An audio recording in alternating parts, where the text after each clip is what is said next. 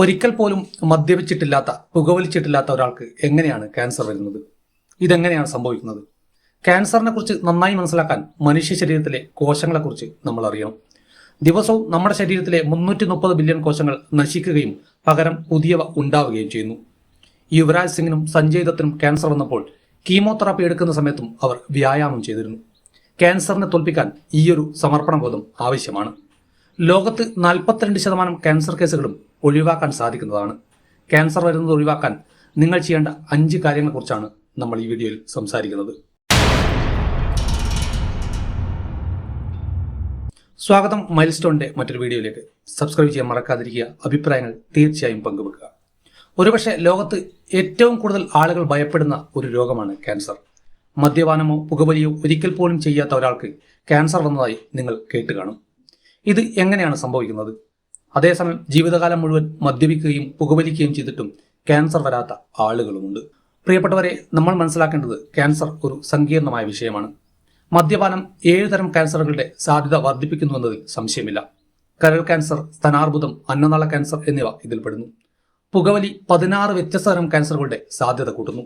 ശ്വാസകോശ ക്യാൻസർ, വായിലെ cancer, തൊണ്ടയിലെ cancer, pancreatic cancer എന്നിവ ഉദാഹരണങ്ങളാണ്. എന്നാൽ 16 തരം ക്യാൻസറുകൾ മാത്രമല്ല ഉള്ളത്. ഏത് ശരീരഭാഗത്താണ് ആരംഭിക്കുന്നത് എന്നതിനെ ആശ്രയിച്ച് 200-ലധികം തരം ക്യാൻസറുകൾ നിലവിലുണ്ട്. മദ്യപാനവും പുകവലിയും ക്യാൻസറിന് പിന്നിലെ പ്രധാന കാരണങ്ങളാണെങ്കിലും ഇതിനു പുറമെ മറ്റ് പല കാരണങ്ങളുമുണ്ട്. ക്യാൻസർ വരാനുള്ള സാധ്യത കുറയ്ക്കാൻ നിങ്ങൾക്ക് ഒഴിവാക്കാൻ കഴിയുന്ന കാരണങ്ങൾ എന്തെല്ലാമാണ്? ഈ രോഗം എങ്ങനെയാണ് പ്രവർത്തിക്കുന്നത്? എന്തുകൊണ്ടാണ് ഇത് മനുഷ്യർക്ക് ഇത്രയധികം ദോഷകരമാവുന്നത്? ഇന്നത്തെ വീഡിയോയിൽ നമുക്ക് ക്യാൻസറിനെ കുറിച്ച് ആഴത്തിൽ മനസ്സിലാക്കാം. ഇന്ത്യയിൽ ഓരോ വർഷവും ഏകദേശം 10,000 മുതൽ 15,000 വരെ കുട്ടികൾക്ക് തലാസീമിയ രോഗം സ്ഥിരീകരിക്കുന്നുണ്ട്. അതുകൊണ്ട് തന്നെയാണ് ഇന്ത്യയെ തലാസീമിയയുടെ ലോക തലസ്ഥാനം എന്നറിയപ്പെടുന്നത്. ഇത് പാരമ്പര്യമായി ലഭിക്കുന്ന ഒരു രോഗമാണ്. നിങ്ങളുടെ പൂർവികർക്ക് ഇത് ഉണ്ടെങ്കിൽ മാത്രമേ നിങ്ങൾക്കിത് വരാൻ സാധ്യതയുള്ളൂ. എന്നാൽ തലാസീമിയ ക്യാൻസർ സാധ്യത വർദ്ധിപ്പിക്കാൻ സാധ്യതയുള്ള ഒന്നാണ്. 2015 ഒരു തായ്വാനീസ് പഠനം പറയുന്നത് സാധാരണ ജനങ്ങളെ അപേക്ഷിച്ച് തലാസീമിയ രോഗികൾക്ക് ക്യാൻസർ വരാൻ 52% കൂടുതൽ സാധ്യതയുണ്ട് എന്നാണ്. ക്യാൻസറിനെ മനസ്സിലാക്കാൻ സ്റ്റെം സെല്ലുകൾ എന്താണ് എന്ന് അറിയേണ്ടത് പ്രധാനമാണ്. കാരണം സ്റ്റെം സെല്ലുകൾക്കും ക്യാൻസറിനും തമ്മിൽ വലിയ ബന്ധമുണ്ട്. എന്താണ് സ്റ്റെം സെല്ലുകൾ? പേര് കേട്ടാൽ തന്നെ ഊഹിക്കാവുന്നതാണ്. സ്റ്റെം സെല്ലുകൾ ഇത് മറ്റ് കോശങ്ങളെ ഉണ്ടാക്കുന്ന കോശങ്ങളാണ്. ഇവയ്ക്ക് വിവിധതരം കോശങ്ങളായി മാറാൻ സാധിക്കും. ഇതിനു പുറമെ സ്റ്റെം സെല്ലുകൾക്ക് സ്വയം പെരുകാനും കഴിയും. ശ്വാസകോശങ്ങൾ, ചർമ്മകോശങ്ങൾ, പേശീകോശങ്ങൾ എന്നിവയെല്ലാം ഉണ്ടാക്കുന്നത് ഈ കോശങ്ങളാണ്. കേടുവന്ന കോശങ്ങളെ നന്നാക്കാനും ഇവയ്ക്ക് കഴിയും. അതുകൊണ്ടാണ് രക്ത ക്യാൻസറും രക്തരോഗങ്ങളും ചികിത്സിക്കുമ്പോൾ സ്റ്റെം സെല്ലുകൾ വളരെ പ്രധാനപ്പെട്ടതാകുന്നത്. ഗർഭധാരണത്തിന്റെ ആദ്യഘട്ടത്തിൽ ബീജസങ്കലനം നടന്ന അണ്ഡം ഒരു പാസ്റ്റോസിസ്റ്റായി മാറുമ്പോൾ ഭ്രൂണം ഒരു കുട്ടിയായി വികസിക്കുന്നതിന് മുമ്പുള്ള ആദ്യഘട്ടങ്ങളിൽ ബാസ്റ്റോസിസ്റ്റിൽ കാണപ്പെടുന്ന സ്റ്റെം സെല്ലുകളെ ഭ്രൂണ സ്റ്റെം സെല്ലുകൾ എന്ന് വിളിക്കുന്നു. ഇവയ്ക്ക് ശരീരത്തിനാവശ്യമുള്ള ഏതു തരം കോശങ്ങളായും മാറാൻ കഴിയും. എന്നാൽ നിർഭാഗ്യവശാൽ മുതിർന്ന മനുഷ്യർക്ക് ഇത്തരം സ്റ്റെം സെല്ലുകളില്ല. അവർക്ക് ഏതു തരം കോശങ്ങളായും മാറാൻ കഴിയില്ല. മുതിർന്നവരിലെ സ്റ്റെം സെല്ലുകൾ സ്റ്റോമാറ്റിക് സ്റ്റെം സെല്ലുകൾ എന്നും അറിയപ്പെടുന്നു. ഇവ ഏത് ശരീരഭാഗത്തിലാണോ ഉള്ളത് അതനുസരിച്ച് മാത്രം വേർതിരിയുന്നു. ഉദാഹരണത്തിന് നമ്മുടെ തലച്ചോറിലെ സ്റ്റെം സെല്ലുകൾക്ക് തലച്ചോറിലെ കോശങ്ങളായി മാത്രമേ മാറാൻ കഴിയൂ. നമ്മുടെ ചർമ്മത്തിലെ സ്റ്റെം സെല്ലുകൾക്ക് ചർമ്മകോശങ്ങളായി മാറാൻ കഴിയും. നമ്മുടെ ശരീരത്തിലെ രക്ത സ്റ്റെം സെല്ലുകൾക്ക് വിവിധതരം രക്തകോശങ്ങളായി മാറാൻ കഴിയും. മൊത്തത്തിൽ നമ്മുടെ ശരീരത്തിൽ 400 തരം കോശങ്ങളുണ്ട്. ചുവന്ന രക്താണുക്കൾ, വെളുത്ത രക്താണുക്കൾ, നാഡീകോശങ്ങൾ, കൊഴുപ്പ് കോശങ്ങൾ, ചർമ്മകോശങ്ങൾ എന്നിവ ഉദാഹരണങ്ങളാണ്. 2023 സെപ്റ്റംബറിലെ ഒരു പഠനം ശ്രദ്ധിക്കുക. ഇതനുസരിച്ച് നമ്മുടെ ശരീരത്തിലെ കോശങ്ങളുടെ ആകെ എണ്ണം ട്രില്യൺ കണക്കിനാണ്. ഒരു ചെറിയ കുട്ടിയുടെ ശരീരത്തിൽ 17 ട്രില്യൺ കോശങ്ങളുണ്ട്. ഒരു ശരാശരി സ്ത്രീയുടെ ശരീരത്തിൽ 28 ട്രില്യൺ കോശങ്ങളുണ്ട്. ഒരു ശരാശരി പുരുഷന്റെ ശരീരത്തിൽ 36 ട്രില്യൺ കോശങ്ങളുണ്ട്. ദിവസവും ബില്യൺ കണക്കിന് കോശങ്ങൾ നശിക്കുകയും ബില്യൺ കണക്കിന് പുതിയ കോശങ്ങൾ ഉണ്ടാവുകയും ചെയ്യുന്നു. കൃത്യമായി പറഞ്ഞാൽ നമ്മുടെ ശരീരത്തിലെ ആകെ കോശങ്ങളുടെ ഏകദേശം 1% വരുന്ന 330 ബില്യൺ കോശങ്ങൾ ദിവസവും മാറ്റി സ്ഥാപിക്കപ്പെടുന്നുണ്ട്. നിങ്ങൾ ഇന്ന് രാവിലെ ഇരുന്ന അതേ വ്യക്തിയല്ല എന്നൊരു പ്രസക്തമായ തത്വചിന്തയുണ്ട്. നദി പോലെ നിങ്ങൾ ഓരോ നിമിഷവും മാറിക്കൊണ്ടിരിക്കുന്നു. ഇത് നമ്മുടെ ശരീരത്തിന്റെ കാര്യത്തിൽ അക്ഷരാർത്ഥത്തിൽ സത്യമാണ്. ഓരോ നിമിഷവും നടക്കുന്ന ഈ മാറ്റം കോശങ്ങൾ ദിവസവും പുനരുജ്ജീവിപ്പിക്കപ്പെടുന്നത് സ്റ്റെം സെല്ലുകളാണ് ചെയ്യുന്നത്. വിവിധ കോശങ്ങളിലെ പുനരുജ്ജീവനം ആ കോശങ്ങളിലെ സ്റ്റെം സെല്ലുകളാണ് നടത്തുന്നത്. എന്നാൽ ഇവയെല്ലാം കണക്കിലെടുക്കുമ്പോഴും നമ്മുടെ ശരീരത്തിലെ ഒരു അവയവം വളരെ സവിശേഷമാണ്. അത് നമ്മുടെ കരളാണ്. നമ്മുടെ കരൾ ഒരു സവിശേഷ അവയവമാണ്. കാരണം അതിൻ്റെ പൂർണ്ണമായ വളർച്ച എത്തിയതിനു ശേഷം കരൾ കോശങ്ങളും വിഭജിച്ച് എണ്ണം വർദ്ധിപ്പിക്കാൻ കഴിയും. അതായത് നമ്മുടെ കരൾ മാത്രമാണ് പല്ലിയുടെ വാൽ പോലെ പ്രവർത്തിക്കുന്ന ഒരേയൊരു അവയവം. നിങ്ങൾ ഒരു പല്ലിയുടെ വാൽ മുറിച്ചാൽ അത് വീണ്ടും വളരും. അതുപോലെ നമ്മുടെ കരളിന്റെ 90% മുറിച്ചു മാറ്റിയാലും അത് വീണ്ടും വളരും. എന്നാൽ ഇത് കരളിന് കേടുപാടുകൾ സംഭവിക്കുന്നില്ലെന്ന് അർത്ഥമാക്കുന്നില്ല. ബിയർ മദ്യമല്ല, വൈൻ ആരോഗ്യത്തിന് നല്ലതാണ്, അല്ലെങ്കിൽ നിങ്ങൾ മദ്യപാന ശേഷിയിൽ അഭിമാനിക്കുന്നവരിൽ ഒരാളാണെങ്കിൽ മദ്യപാനം കരളിന് ഏറ്റവും ദോഷകരമായ ഫലമുണ്ടാക്കുകയും കരൾ ക്യാൻസർ സാധ്യത വർദ്ധിപ്പിക്കുകയും ചെയ്യും. എന്നാൽ മദ്യം മാത്രമല്ല, നിങ്ങൾക്ക് ജങ്ക് ഫുഡ് കഴിച്ചുകൊണ്ടേയിരുന്നാൽ, നിങ്ങളുടെ ഭാരം വർദ്ധിച്ചുകൊണ്ടേയിരുന്നാൽ, നിങ്ങൾ ഓരോ ഔഷധ വസ്തുക്കളും കഴിച്ചുകൊണ്ടേയിരുന്നാൽ നിങ്ങൾക്ക് കരൾ സംബന്ധമായ പ്രശ്നങ്ങൾ ഉണ്ടാവാൻ സാധ്യതകളുണ്ട്. ഇന്ത്യയിൽ ഓരോ വർഷവും ഏകദേശം 2,70,000 ആളുകൾ കരൾ രോഗങ്ങൾ കാരണം മരിക്കുന്നു. ഇത് ലോകമെമ്പാടുമുള്ള കരൾ രോഗ സംബന്ധമായ മരണങ്ങളുടെ 18.3%. എന്നാൽ നമുക്ക് സ്റ്റെം സെല്ലുകളുടെയും പുനരുജ്ജീവനത്തിന്റെയും വിഷയത്തിലേക്ക് തിരികെ വരാം. ഒരു കാര്യം വ്യക്തമാക്കേണ്ടത് പ്രധാനമാണ്. നമ്മുടെ ശരീരത്തിലെ വിവിധ തരം കോശങ്ങളുടെ പുനരുജ്ജീവന നിരക്ക് വ്യത്യസ്തമാണ്. 2008 ഒരു പ്രധാന പഠനം കാണിക്കുന്നത് ഓരോ വർഷവും ശരീരത്തിലെ കൊഴുപ്പ് കോശങ്ങളുടെ 10% മാറ്റി സ്ഥാപിക്കപ്പെടുന്നുവെന്നാണ്. അതായത് നമ്മുടെ ശരീരത്തിലെ എല്ലാ കൊഴുപ്പ് കോശങ്ങളും മാറ്റി സ്ഥാപിക്കാൻ 10 വർഷമെടുക്കും. ഇതൊരു രസകരമായ ഉപവിഷയമാണ്. നമ്മുടെ മസ്തിഷ്ക കോശങ്ങൾക്കും പുനരുജ്ജീവിക്കാൻ കഴിയുമോ? ഇതിനെക്കുറിച്ച് ഒരുപാട് കാലമായി ശാസ്ത്രീയമായി സംവാദങ്ങൾ നടക്കുന്നുണ്ട്. നമ്മുടെ തലച്ചോറിലെ മിക്ക ന്യൂറോണുകളും നമ്മൾ ജനിക്കുന്ന സമയത്ത് തന്നെ രൂപം കൊണ്ടിരിക്കും എന്നാണ് കരുതപ്പെടുന്നത്. ഏകദേശം 100 മില്യൺ ന്യൂറോണുകൾ. എന്നാൽ അടുത്ത കാലത്തെ ഗവേഷണങ്ങൾ സൂചിപ്പിക്കുന്നത് തലച്ചോറിന്റെ 2 ഭാഗങ്ങളിൽ മാത്രം പരിമിതമായ ന്യൂറോ ജെനിസിസ് മസ്തിഷ്ക കോശങ്ങളുടെ പുനരുജ്ജീവനം കാണിക്കുന്നു എന്നതാണ്. അതിലൊന്ന് നമ്മുടെ ഓർമ്മകൾ, പഠനം, വികാരങ്ങൾ എന്നിവയുമായി ബന്ധപ്പെട്ട ഹിപ്പോ ക്യാമ്പസ് ആണ്. രണ്ടാമത്തേത് മണവുമായി ബന്ധപ്പെട്ട ഓൾഫാക്ടറി ബൾബാണ്. തലച്ചോറിലെ മറ്റ് ന്യൂറോണുകൾ പുനരുജ്ജീവിക്കുന്നില്ല. അവ ജീവിതകാലം മുഴുവൻ അതേപടി തന്നെ തുടരുന്നു. തലച്ചോറിന് പുറമെ നമ്മുടെ സുഷുമ്നാ നാഡി, ഹൃദയം, സന്ധികൾ എന്നിവയ്ക്കും വളരെ പരിമിതമായ പുനരുജ്ജീവന ശേഷിയേ ഉള്ളൂ. അതുകൊണ്ടാണ് ഈ ഭാഗങ്ങളിലെ രോഗങ്ങളോ പരിക്കുകളോ ഉണ്ടായാൽ അത് മാരകമാവാൻ സാധ്യതയുള്ളത്. നേരെ മറിച്ച് നമ്മുടെ ശരീരത്തിൽ അതിവേഗം പുനരുജ്ജീവിക്കുന്ന മറ്റ് പല കോശങ്ങളുമുണ്ട്. അവ കുറഞ്ഞ സമയം കൊണ്ട് പൂർണ്ണമായും മാറ്റി സ്ഥാപിക്കപ്പെടുന്നു. നമ്മുടെ ചർമ്മകോശങ്ങൾ പോലെ. നമ്മുടെ ശരീരം ദിവസവും 500 മില്യൺ ചർമ്മകോശങ്ങൾ പുറന്തള്ളുന്നു. ഇതിനർത്ഥം എന്താണെന്ന് നിങ്ങൾക്കറിയാമോ? നമ്മുടെ ചർമ്മം ഓരോ 4 ആഴ്ചയിലും പൂർണ്ണമായും പുനരുജ്ജീവിക്കുന്നു. 4 ആഴ്ച എന്നത് ഏറ്റവും വേഗത്തിലുള്ള പുനരുജ്ജീവന സമയമല്ല. നമ്മുടെ കുടലിന്റെ ആവരണം വെറും 5 മുതൽ 7 ദിവസത്തിനുള്ളിൽ പൂർണ്ണമായും പുനരുജ്ജീവിക്കാൻ കഴിയും. ഒരു സെക്കൻഡിൽ 2 മുതൽ 3 മില്യൺ വരെ ചുവന്ന രക്താണുക്കൾ ഉൽപ്പാദിക്കപ്പെടും. അവയുടെ ശരാശരി ആയുസ് 120 ദിവസമാണ്. സ്റ്റെം സെല്ലുകൾക്ക് സ്വയം പെരുകാനും സ്വയം പുതുക്കാനും കഴിവുകളുണ്ട്. നമ്മുടെ ശരീരം നമ്മളെ എപ്പോഴും പുതിയതായി നിലനിർത്താൻ ശ്രമിക്കുന്നത് എത്ര അത്ഭുതകരമാണെന്ന് ചിന്തിച്ചു നോക്കുക. നമ്മുടെ കോശങ്ങളെ നിരന്തരം പുനരുജ്ജീവിക്കുന്നു. അതുകൊണ്ടാണ് നിങ്ങൾ വീണാൽ, ഒരു പോറൽ വന്നാൽ പോലും അത് വലിയ കാര്യമാകാത്തത്. കാരണം നിങ്ങളുടെ ചർമ്മകോശങ്ങൾ പുനരുജ്ജീവിക്കുന്നു. നിങ്ങളുടെ രക്തം ദാനം ചെയ്താൽ രക്തത്തിന്റെ അളവ് അല്ലെങ്കിൽ പ്ലാസ്മ വെറും 24 മണിക്കൂറിനുള്ളിൽ വീണ്ടെടുക്കും. നിങ്ങൾ മറ്റുള്ളവർക്ക് ദാനം ചെയ്യുന്ന ചുവന്ന രക്താണുക്കൾ 4 മുതൽ 6 ആഴ്ചക്കുള്ളിൽ മാറ്റി സ്ഥാപിക്കപ്പെടും. ഇതെല്ലാം കേടുപാടുകൾ പരിഹരിക്കാനുള്ള, പുനരുജ്ജീവിക്കാനുള്ള കാര്യങ്ങളാണ്. എന്നാൽ ഒരു കോശത്തിന്റെ ജീനുകൾക്ക് കേടുപാടുകൾ സംഭവിച്ചാൽ എന്ത് സംഭവിക്കും? ഒരു ജീനിനെ കോശത്തിനുള്ളിലെ വിശദമായ നിർദ്ദേശങ്ങൾക്കുള്ള ഒരു പ്രോഗ്രാമായി നിങ്ങൾക്ക് കണക്കാക്കാം. ഒരു കോശത്തിന്റെ ജീനുകൾക്ക് മാറ്റം വരികയോ പിശക് സംഭവിക്കുകയോ ചെയ്താൽ അതിനെ മ്യൂട്ടേഷൻ എന്ന് വിളിക്കുന്നു. ഇത് കാരണം കോശത്തിന്റെ വളർച്ച താറുമാറാകാൻ സാധ്യതയുണ്ട്. ഇങ്ങനെയൊരു സാഹചര്യത്തിൽ നമ്മുടെ ശരീരത്തിന് ചില പ്രതിവിധികളും ഉണ്ട്. ജീനുകൾക്ക് കേടുപാടുകൾ വരുമ്പോൾ അതിനെതിരെ പോരാടുന്ന ചില സംവിധാനങ്ങൾ നമ്മുടെ ശരീരത്തിൽ തന്നെയുണ്ട്. P53 ട്യൂമർ സപ്രസർ ജീൻ ഒരു സുരക്ഷാ ജീവനക്കാരനെ പോലെയാണ്. ഈ ജീൻ ഉൽപ്പാദിപ്പിക്കുന്ന പ്രോട്ടീൻ കേടുവന്ന ജീനുകളെ നന്നാക്കാൻ കഴിയും. അതുപോലെ ഒരു ഫിൽട്ടർ പോലെ പ്രവർത്തിക്കുന്ന ഒരു ജീനുണ്ട്. ഒരു കോശം പഴയതാവുകയോ കേടുവരികയോ ചെയ്യുമ്പോൾ ആ ജീൻ അതിനോട് മരിക്കാൻ നിർദ്ദേശം നൽകുന്നു. ഈ പ്രക്രിയയെ പ്രോഗ്രാംഡ് സെൽ ഡെത്ത് എന്ന് വിളിക്കുന്നു. കോശങ്ങളോട് അവരുടെ ജോലി കഴിഞ്ഞെന്നും ഇനി മരിക്കണമെന്നും അക്ഷരാർത്ഥത്തിൽ പറയുന്നു. ഒരു മെക്കാനിക്കിനെ പോലെ പ്രവർത്തിക്കുന്ന മറ്റ് ചില ജീനുകളുമുണ്ട്. അവ കേടുവന്ന ജീനുകളെ നന്നാക്കുന്നു. അതുകൊണ്ട് പൊതുവായി പറഞ്ഞാൽ നമ്മുടെ കോശങ്ങൾക്ക് എന്തെങ്കിലും കേടുപാടുകൾ സംഭവിച്ചാൽ നമ്മുടെ ശരീരത്തിന് സുരക്ഷാ ജീവനക്കാർ ജീനുകൾ, ഫിൽട്ടർ ജീനുകൾ, മെക്കാനിക്കൽ ജീനുകൾ എന്നിവയുണ്ട്. ഈ ജീനുകൾക്ക് കേടുവന്ന കോശങ്ങളുടെ വളർച്ച തടയാനോ അവയെ നന്നാക്കാനോ അല്ലെങ്കിൽ ശരീരത്തിൽ നിന്ന് നീക്കം ചെയ്യാനോ കഴിയും. എന്നാൽ ഏറ്റവും വലിയ പ്രശ്നം, നമ്മൾ ഈ പറഞ്ഞ ജീനുകൾക്ക് തന്നെ കേടുപാടുകൾ സംഭവിച്ചാൽ എന്ത് സംഭവിക്കും? സുരക്ഷാ ജീവനക്കാരനോ ഫിൽട്ടറിനോ അല്ലെങ്കിൽ മെക്കാനിക്കിനോ കേടുപാട് സംഭവിച്ചാൽ എന്തു ചെയ്യും? അവരുടെ ജോലി ഏറ്റെടുക്കാൻ ആരുമില്ല. നിർഭാഗ്യവശാൽ ആരുമില്ലാതാവും. ഈ അവസ്ഥയാണ് ക്യാൻസർ എന്നറിയപ്പെടുന്നത്. ഒരു കോശത്തിന്റെ ജീനിന് മ്യൂട്ടേഷൻ കാരണം കേടുപാട് സംഭവിക്കുകയും അത് അനിയന്ത്രിതമായി വളരാൻ തുടങ്ങുകയും ചെയ്താൽ അത്തരം കോശത്തെ ക്യാൻസർ കോശം എന്ന് വിളിക്കുന്നു. ക്യാൻസർ കോശങ്ങൾ നിയന്ത്രണാതീതമാണ്. അവ സാധാരണ ആരോഗ്യകരമായ കോശങ്ങൾക്കും പ്രശ്നങ്ങൾ ഉണ്ടാക്കുന്നു.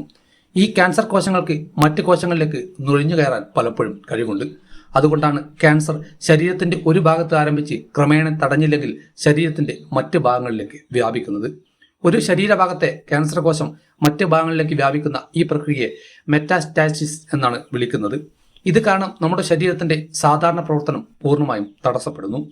വീഡിയോയുടെ അവസാനം ഈ ജീൻ കേടുപാടുകൾക്ക് പിന്നിലെ യഥാർത്ഥ കാരണങ്ങളും അവ എങ്ങനെ തടയാമെന്നും നമ്മൾ ചർച്ച ചെയ്യും. ഇനി നമുക്ക് ചികിത്സയെക്കുറിച്ച് സംസാരിക്കാം. ക്യാൻസറിന്റെ ഏറ്റവും പ്രശസ്തമായ ചികിത്സയാണ് കീമോതെറാപ്പി. ശക്തമായ രാസവസ്തുക്കൾ ഉപയോഗിച്ച് ക്യാൻസർ കോശങ്ങളെ കൊല്ലുന്ന പ്രക്രിയയാണിത്. ഈ പ്രക്രിയയിലെ ഏറ്റവും വലിയ പ്രശ്നം ഈ ശക്തമായ രാസവസ്തുക്കൾ ക്യാൻസർ കോശങ്ങളെ കൊല്ലുന്നതിനൊപ്പം ചില നല്ല ആരോഗ്യകരമായ കോശങ്ങളെയും കൊല്ലുന്നു എന്നതാണ്. കീമോതെറാപ്പി മരുന്നുകൾ വിഭജന പ്രക്രിയയുടെ മധ്യത്തിലുള്ള കോശങ്ങളെയാണ് ലക്ഷ്യമിടുന്നത്. അതുകൊണ്ട് അതിവേഗം പുനരുജ്ജീവിക്കുന്ന ആരോഗ്യകരമായ കോശങ്ങളും ക്യാൻസർ കോശങ്ങളോടൊപ്പം ആക്രമിക്കപ്പെടുന്നു. അതുകൊണ്ടാണ് കീമോതെറാപ്പിക്ക് വിധേയമാകുന്ന ആളുകൾക്ക് പലപ്പോഴും തലമുടി നഷ്ടപ്പെടുന്നത്.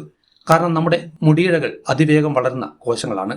കൂടാതെ നമ്മൾ പറഞ്ഞതുപോലെ നമ്മുടെ കുടലിലെ കോശങ്ങൾ അതിവേഗം പുനരുജ്ജീവിക്കുന്നു. അതുകൊണ്ട് കീമോതെറാപ്പി സമയത്ത് ഛർദി, വയറിളക്കം പോലുള്ള ദഹന പ്രശ്നങ്ങൾ ഉണ്ടാകാനുള്ള സാധ്യതകളുണ്ട്. ഇതുകൂടാതെ നമ്മുടെ അസ്ഥിമജ്ജയിലെ കോശങ്ങളും നശിക്കുന്നു. നമ്മുടെ അസ്ഥികളിൽ കാണുന്ന മൃദുവായ സ്പോഞ്ച് പോലുള്ള കോശങ്ങളാണ് അസ്ഥിമജ്ജ. ഇതിൽ ഒരുതരം മഞ്ഞ അസ്ഥിമജ്ജയാണ്. ഇവിടെ സ്റ്റെം സെല്ലുകൾ കൊഴുപ്പ്, തരുണാസ്ഥി അല്ലെങ്കിൽ അസ്ഥികോശങ്ങളായി മാറുന്നു.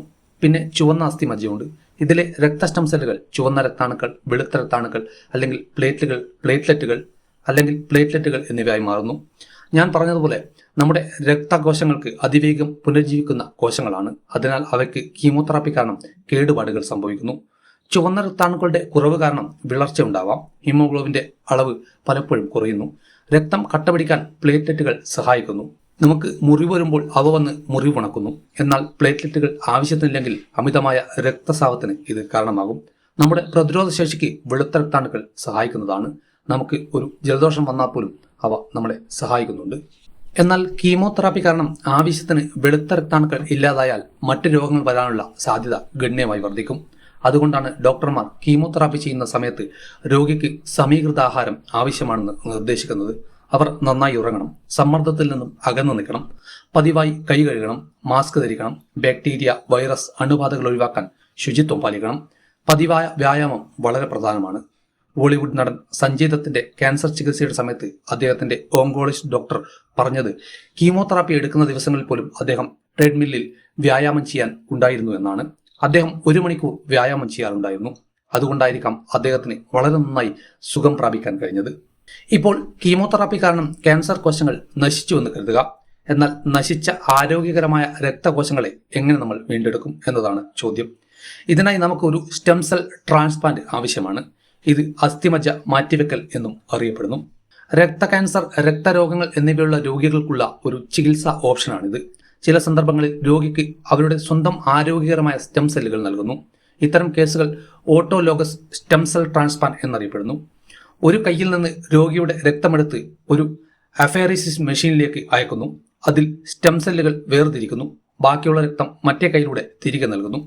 കീമോതെറാപ്പി ഉപയോഗിച്ച് ക്യാൻസർ കോശങ്ങളെ നശിപ്പിക്കുകയും തുടർന്ന് സ്റ്റെം സെല്ലുകളെ തിരികെ നൽകുകയും ചെയ്യുന്നു. പല കേസുകളിലും രോഗിയുടെ ശരീരത്തിൽ ആവശ്യത്തിന് അസ്ഥിമജ്ജ ഇല്ലാത്തതിനാൽ മറ്റൊരു ദാതാവിനെ ആവശ്യമാണ്. ആരോഗ്യകരമായ രക്തകോശങ്ങൾ ആവശ്യത്തിനില്ലാത്ത അവസ്ഥയാണിത്. ഇത്തരം കേസുകൾ അലോജനിക് സ്റ്റെം സെൽ ട്രാൻസ്പ്ലാന്റ് എന്നറിയപ്പെടുന്നു. ഒരാളുടെ രക്തം സ്വീകരിക്കാൻ രക്തഗ്രൂപ്പ് പൊരുത്തപ്പെടുന്നത് പോലെ തന്നെ ഒരാളുടെ സ്റ്റെം സെല്ലുകൾ സ്വീകരിക്കുമ്പോൾ HLA ടൈപ്പിംഗ് പൊരുത്തപ്പെടേണ്ടത് അത്യാവശ്യമാണ്. ഹ്യൂമൻ ലൂക്കോസൈറ്റ് ആന്റിജൻ ടൈപ്പിംഗ് എന്നാണ് ഇതിനെ പൂർണ്ണമായും പറയുന്നത്.